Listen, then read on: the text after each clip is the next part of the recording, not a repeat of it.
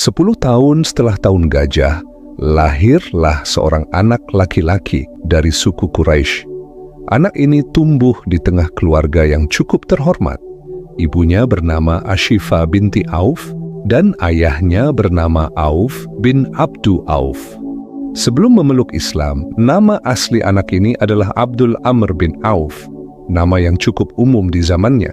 Tapi setelah dia mengenal Islam dan memutuskan untuk menjadi Muslim, Rasulullah SAW mengganti namanya menjadi Abdurrahman bin Auf, yang artinya seorang hamba Allah yang penuh dengan kasih sayang. Dari segi penampilan, Abdurrahman bin Auf juga punya ciri fisik yang cukup keren dan berwibawa. Beliau punya postur tubuh yang tinggi, bahunya lebar, dan dadanya bidang. Kulitnya putih bersih, wajahnya tampan, rambutnya lebat, bulu matanya tebal, dan hidungnya mancung. Kalau hidup di zaman sekarang, pasti beliau udah jadi pria yang paling diidamkan oleh wanita di seluruh dunia. Terus opa-opa Korea gimana? Ya, lewatlah, pakai ditanya. Sejak kecil, Abdurrahman bin Auf udah dididik dengan sifat-sifat mulia oleh ayahnya. Berkat didikan inilah, Abdurrahman pun tumbuh menjadi pemuda yang sangat sopan santun, berakhlak mulia, dan memiliki kecerdasan yang luar biasa. Abdurrahman juga tumbuh sebagai anak yang memiliki sifat toleransi yang tinggi. Beliau mampu menjaga dirinya dari hal-hal buruk yang dilakukan oleh sukunya. Meski hidup di tengah lingkungan Quraisy yang masih kental dengan budaya jahiliyahnya, Abdurrahman justru nggak pernah ikut-ikutan. Beliau nggak pernah menyembah berhala, nggak pernah mabuk-mabukan, apalagi berzina. Itu bukan Abdurrahman banget. Abdurrahman ini wataknya mirip banget dengan Abu Bakar dan Utsman bin Affan. Mereka udah duluan meninggalkan perbuatan jahiliyah itu bahkan sebelum Islam datang. Keren banget kan? Abdurrahman bin Auf bukanlah tipikal pemuda yang suka rebahan. Beliau adalah sosok pemuda yang gigih dalam mencapai tujuannya. Sejak muda, Abdurrahman udah disibukkan dengan kegiatan perdagangannya. Beliau selalu membawa barang dagangannya ke berbagai negeri untuk memperluas usahanya. Berkat kerja kerasnya inilah, Abdurrahman pun menjadi salah satu pedagang terkaya yang ada di Mekkah. Namun meskipun beliau udah menjadi salah seorang saudagar kaya dan hidup dengan harta yang bergelimang, Abdurrahman tetaplah Abdurrahman. Beliau nggak pernah sombong, beliau tetap sopan kepada siapapun dan selalu menunjukkan akhlaknya yang mulia. Jujur, cerdas, dermawan, bijak, itulah ciri khasnya. Setelah Nabi Muhammad diangkat menjadi nabi, laki-laki dewasa pertama yang memeluk Islam adalah Abu Bakar As-Siddiq. Nah, setelah Abu Bakar menjadi seorang Muslim, beliau pun mulai mendakwahkan ajaran Islam kepada orang-orang terdekatnya. Salah satu sahabat terdekat Abu Bakar yang paling dia percayai adalah Abdurrahman bin Auf. Mereka udah kenal lama, hubungan mereka juga akrab banget. Makanya Abu Bakar pun langsung mendatangi Abdurrahman, lalu mengajaknya untuk memeluk Islam. Abdurrahman yang mendengar tawaran dari Abu Bakar, nggak langsung nerima ajakan itu begitu aja. Beliau nanya dulu kepada Abu Bakar, beliau ingin tahu lebih dalam tentang agama yang disampaikan oleh Abu Bakar. Maka beberapa pertanyaan pun beliau lontarkan kepada Abu Bakar untuk meyakinkan dirinya sendiri.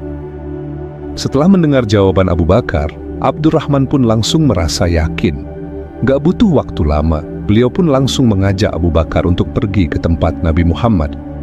Begitu sampai di hadapan Rasulullah, Abdurrahman bin Auf langsung mengucapkan 2 kalimat syahadat sebagai bentuk keimanannya kepada Allah dan Rasulullah. Dan mulai hari itu, Abdurrahman bin Auf pun resmi memeluk Islam. Setelah menjadi seorang Muslim, gangguan demi gangguan mulai menghampiri beliau. Abdurrahman bin Auf yang dulunya begitu disanjung dan dihormati oleh orang-orang Quraisy, kini seolah menjadi manusia yang paling hina di mata mereka. Beliau dicaci, dimaki, bahkan beliau juga sempat merasakan pahitnya disiksa oleh kaumnya sendiri. Akibat dari gangguan inilah Abdurrahman bin Auf pun diizinkan oleh Rasulullah untuk hijrah ke Habasyah.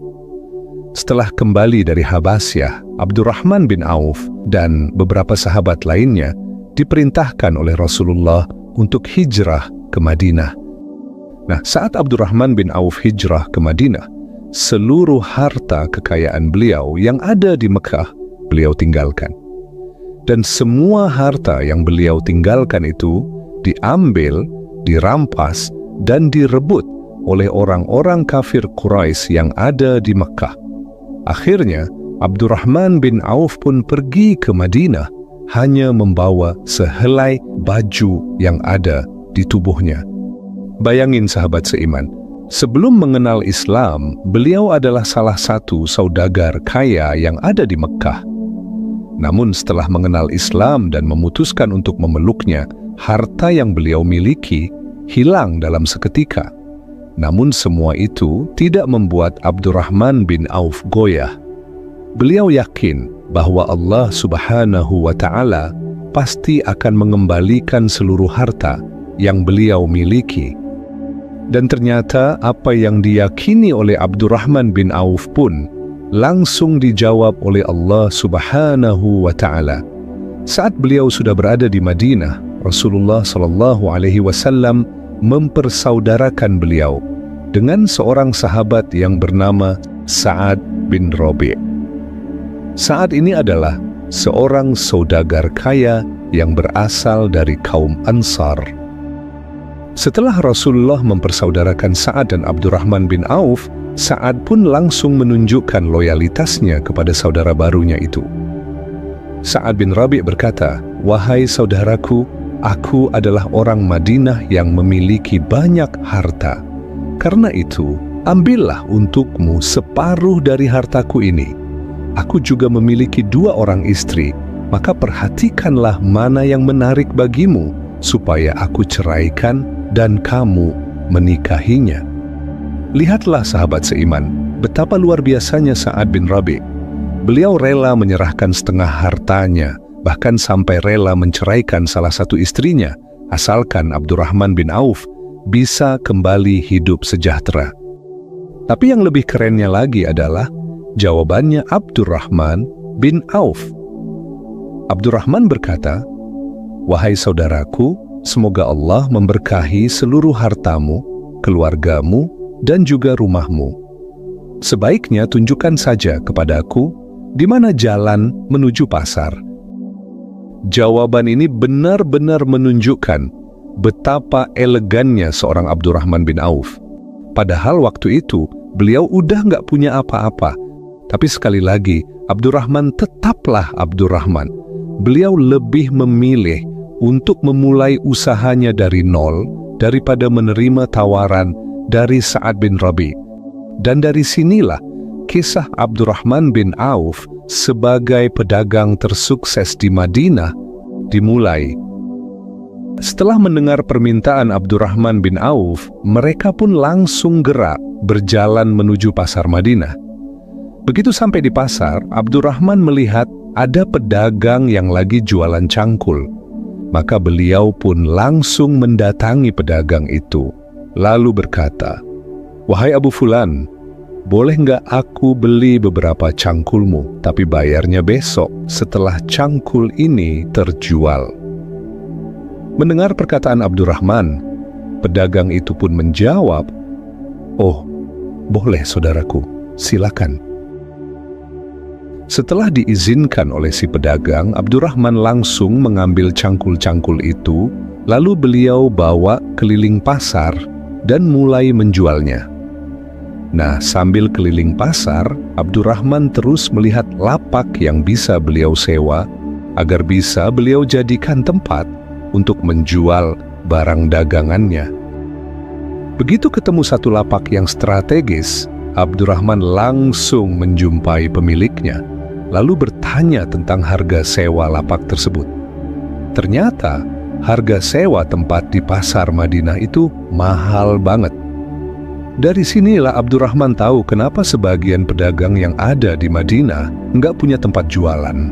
Mereka sering berpindah-pindah tempat karena nggak sanggup membayar harga sewa yang sangat mahal.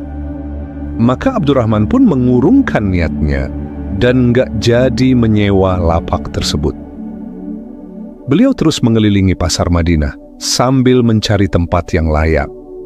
Tiba-tiba Abdurrahman bin Auf melihat ada tanah kosong yang terbengkalai di samping pasar tersebut. Abdurrahman pun langsung mengambil inisiatif. Beliau kembali mendatangi Sa'ad bin Rabi', saudara Ansarnya itu, lalu berkata, "Wahai saudaraku, di samping pasar itu kan ada tanah kosong yang kayaknya udah nggak kepakai. Gimana kalau tanah itu aku beli aja? Nanti di tanah itu aku akan bangun kafling-kafling kecil untuk aku jadikan pasar baru di Madinah. Tapi bedanya, pedagang-pedagang muslim yang jualan di situ nggak perlu bayar sewa kayak di pasar utama. Cukup bagi hasil aja, seikhlas mereka. Kalau untung, ya alhamdulillah, berarti mereka harus bayar kepadaku. Kalau nggak untung, ya nggak apa-apa, mereka nggak usah bayar. Nah, dari sistem bagi hasil inilah nanti aku gunakan untuk membayar uangmu yang telah engkau keluarkan untuk membeli tanah ini." Mendengar apa yang disampaikan oleh Abdurrahman bin Auf, Sa'ad pun berkata, "Itu ide yang bagus, wahai saudaraku. Kamu nggak usah mikir soal bayar tanah itu. Ambil aja tanah itu untukmu, anggaplah ini hadiah dariku." Maka Sa'ad pun langsung membelikan tanah itu untuk Abdurrahman bin Auf.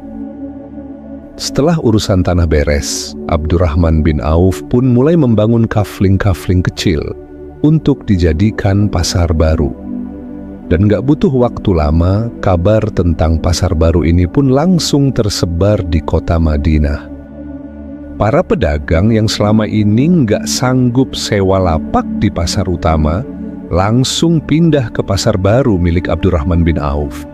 Dan orang-orang yang tadinya nggak punya modal besar untuk jualan, sekarang jadi punya kesempatan untuk memulai usahanya. Lambat laun, para pedagang di sana pun semakin hari semakin sukses. Dagangan mereka laku keras, keuntungan mereka pun terus bertambah.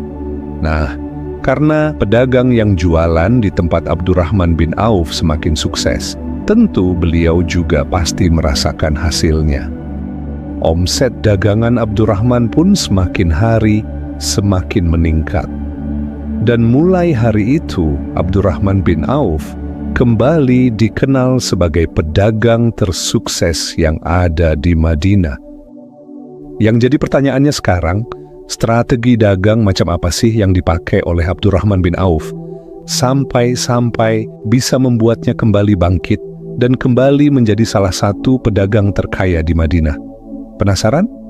Yuk, langsung aja kita bahas 6 strategi dagang ala Abdurrahman bin Auf. Jadi ada 6 strategi yang digunakan oleh Abdurrahman bin Auf selama beliau menjalankan bisnisnya. Yang pertama, beliau nggak pernah mengambil keuntungan yang besar. Abdurrahman bin Auf lebih memilih untuk mengambil keuntungan yang kecil, asalkan barang dagangannya bisa terjual lebih banyak. Kalau istilah sekarang tuh bilangnya, biar cuannya tipis-tipis, yang penting barangnya laris manis. Strategi Abdurrahman bin Auf yang kedua adalah beliau menjual barangnya secara tunai, bukan secara kredit. Bagi Abdurrahman, menjual barang secara kredit sama aja dengan mendekatkan dirinya kepada riba.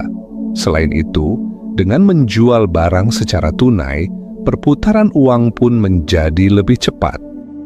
Strategi beliau yang ketiga adalah jujur dalam berbisnis. Ketika Abdurrahman bin Auf kembali membangun bisnisnya di Madinah, modal yang beliau andalkan bukanlah uang yang besar, melainkan sebuah kejujuran. Kejujuran inilah yang bisa membangun kepercayaan dari pemilik cangkul yang beliau jual. Strategi Abdurrahman bin Auf yang keempat adalah selalu berorientasi pada pasar. Abdurrahman bin Auf Kalau mau ngambil keputusan di dalam bisnisnya, beliau nggak asal mutusin. Beliau selalu memikirkan, apa yang lagi dibutuhin banyak orang, apa yang mereka pengen, apa yang bikin mereka nyaman. Dan prinsip itu selalu beliau pegang dalam menjalankan bisnisnya. Contoh yang paling jelas adalah waktu beliau melihat kondisi pasar di Madinah. Waktu itu, pasar Madinah tuh kondisinya kumuh banget, sempit, dan harga sewa tempatnya pun mahal banget. Kondisi seperti ini bisa membuat para pedagang merasa nggak nyaman, dan akhirnya pembeli pun jadi males datang. Nah, Abdurrahman ngelihat peluangnya di situ. Beliau ngerti kalau situasinya kayak gini terus, ini nggak akan menguntungkan siapa-siapa. Maka tanpa banyak basa-basi, Abdurrahman langsung mutusin buat membangun pasar baru yang lebih layak. Pasar yang lebih bersih, lebih luas, dan tentunya lebih adil untuk para pedagang. Dan benar aja, pasar baru yang beliau bangun pun langsung sukses besar. Para pedagang berbondong-bondong pindah ke tempat beliau, dan akhirnya pedagang merasa senang, pembeli pun merasa nyaman. Lalu strategi Abdurrahman bin Auf yang kelima adalah berbisnis untuk mencari keberkahan, bukan cuma mencari keuntungan. Bagi Abdurrahman, berbisnis itu bukan soal seberapa besar cuan yang bisa beliau dapat, tapi lebih ke apakah Allah ridha dengan usaha yang beliau bangun? Apakah usaha beliau bisa bermanfaat buat orang lain? Karena beliau yakin kalau niatnya udah benar, Allah pasti kasih jalan. Dan rezeki itu pasti bakal datang dengan sendirinya. Menurut Abdurrahman, keuntungan di dalam berbisnis hanyalah efek samping, bukan tujuan utama. Strategi Abdurrahman bin Auf yang keenam adalah selalu menjual barang yang berkualitas. Abdurrahman selalu memastikan kalau barang yang beliau jual itu harus benar-benar bagus dan layak dipakai. Makanya Abdurrahman selalu totalitas saat melayani pelanggannya. Kalau barangnya bagus, beliau pasti bilang barang itu bagus. Tapi kalau barangnya kurang bagus, beliau pasti menyampaikan kekurangan dari barang tersebut. Akhirnya, konsumen pun percaya banget sama Abdurrahman bin Auf. Mereka yakin kalau beli barang di tempat Abdurrahman pasti nggak bakal kecewa. Barangnya jelas, kualitasnya jelas, dan harganya pun jelas. Nah, kepercayaan konsumen inilah yang bikin bisnis Abdurrahman bin Auf terus berkembang. Selain hebat dalam berbisnis, Abdurrahman bin Auf juga dikenal sebagai orang kaya yang super dermawan. Saking dermawannya sampai-sampai ada yang bilang, seluruh penduduk Madinah itu seperti punya bagian dalam harta kekayaannya Abdurrahman bin Auf. Maksudnya gimana? Jadi begini, harta beliau itu benar-benar beliau pakai untuk membantu orang lain. Sepertiga hartanya dipinjamkan kepada orang-orang Madinah yang membutuhkan. Sepertiganya lagi beliau pakai untuk membayar utang-utang mereka yang udah nggak sanggup membayar utangnya. Dan yang terakhir, sepertiga sisanya, beliau sedekahkan begitu saja, tanpa nunggu diminta dan tanpa mengharap balasan. Pada suatu hari, Rasulullah SAW sedang berpidato, menyemangati para sahabat untuk berinfak di jalan Allah. Nah, saat itu juga Abdurrahman bin Auf langsung maju, lalu beliau menyumbangkan hartanya sebesar 2.000 dinar. Melihat ketulusan Abdurrahman, Rasulullah langsung mendoakan beliau. Semoga Allah melimpahkan berkahnya kepadamu terhadap harta yang kamu berikan. Dan semoga Allah memberkati juga harta yang kamu tinggalkan untuk keluargamu. Selain itu, Abdurrahman bin Auf juga pernah menyumbangkan hartanya sebesar 200 uqiyah emas saat persiapan perang Tabuk.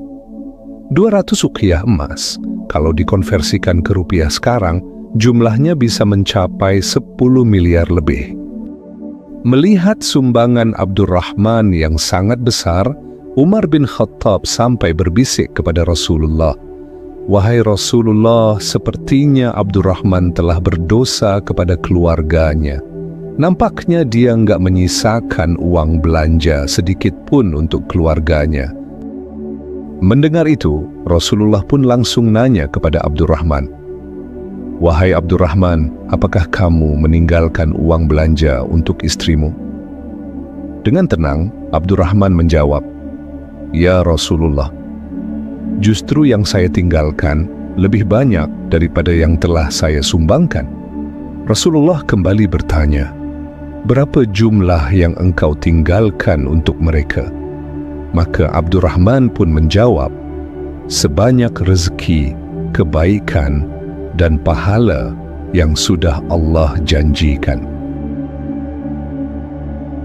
Dan yang membuat Abdurrahman bin Auf menjadi lebih rajin lagi dalam bersedekah setelah beliau mendengar sabda dari Rasulullah, "Wahai Abdurrahman, sesungguhnya engkau termasuk ke dalam golongan orang-orang kaya, dan engkau akan masuk surga dengan merangkak. Maka berilah pinjaman kepada Allah Subhanahu wa Ta'ala, niscaya Ia akan melepaskan kedua kakimu itu." Mendengar sabda Rasulullah itu, Abdurrahman pun berkata, "Wahai Rasulullah, berikan aku solusi agar aku tidak masuk surga dengan merangkak." Rasulullah sallallahu alaihi wasallam menjawab, "Perbanyaklah bersedekah, niscaya kakimu menjadi ringan untuk masuk surga." Setelah mendengar sabda Rasulullah, Abdurrahman bukan hanya lebih giat lagi dalam bersedekah, beliau bahkan bercita-cita ingin menjadi miskin. Beliau pengen miskin, bukan karena beliau udah capek jadi orang kaya, tapi karena beliau takut kalau kekayaan yang berlimpah itu justru jadi penghalang beliau untuk masuk surga. Maka mulai hari itu, setiap kali beliau melihat hartanya yang enggak habis-habis, Abdurrahman selalu menangis. Maka beliau pun terus berdoa kepada Allah agar Allah memiskinkannya. Tapi yang terjadi justru sebaliknya. Setiap kali Abdurrahman membagi-bagikan hartanya kepada orang lain, hartanya bukannya habis, malah semakin bertambah. Hingga pada suatu hari, Abdurrahman bin Auf pun melakukan suatu perbuatan di luar nalar manusia. Ketika para sahabat pulang dari perang Tabuk, mereka melihat kurma yang ada di kebunnya, semuanya telah busuk. Kebun-kebun itu ditinggal dalam waktu yang lama, dan gak ada yang merawatnya. Karena kurma-kurma ini udah busuk, pasti harga jualnya pun turun drastis, ya kan? Nah, saat Abdurrahman mendengar berita itu, beliau pun langsung menjual seluruh hartanya untuk membeli semua kurma busuk milik para sahabat. Dan yang lebih mencengangkan adalah Abdurrahman bin Auf membeli kurma-kurma itu dengan harga standar kurma yang bagus, bukan dengan harga kurma yang busuk. Abdurrahman sengaja melakukan ini agar beliau jatuh miskin. Tapi kalian tahu apa yang terjadi selanjutnya? Setelah Abdurrahman bin Auf membeli semua kurma busuk milik para sahabat, datanglah seorang utusan Raja Yaman yang sedang mencari kurma busuk. Kebetulan di negeri mereka sedang terkena wabah penyakit menular yang hanya bisa disembuhkan dengan kurma busuk. Setelah bertanya kepada beberapa orang di Madinah, utusan ini pun akhirnya tahu kalau kurma busuk udah dibeli semuanya oleh Abdurrahman bin Auf. Maka utusan ini pun pergi ke tempat Abdurrahman. Begitu sampai di tempat Abdurrahman bin Auf, utusan ini pun langsung menjelaskan maksud kedatangannya. Setelah menjelaskan maksud kedatangannya, utusan ini pun langsung menyerahkan uang yang ada di tangannya. Lalu ia memborong semua kurma busuk milik Abdurrahman bin Auf. Ternyata uang yang diserahkan oleh utusan Raja Yaman itu 10 kali lipat lebih banyak dari uang yang dikeluarkan oleh Abdurrahman bin Auf saat beliau membeli kurma busuk milik para sahabat. Nggak jadi miskin lagi Abdurrahman bin Auf, bahkan sekarang hartanya bertambah 10 kali lipat. Allah memang udah menakdirkan beliau menjadi seorang yang kaya raya karena keikhlasan hatinya saat bersedekah. Sedekah Abdurrahman bin Auf bukan yang udah kita bahas aja, masih banyak sedekah beliau yang lainnya yang belum kita bahas. Di antaranya, Abdurrahman bin Auf pernah menyerahkan semua hasil dagangannya yang diangkut oleh 700 ekor unta kepada penduduk Madinah.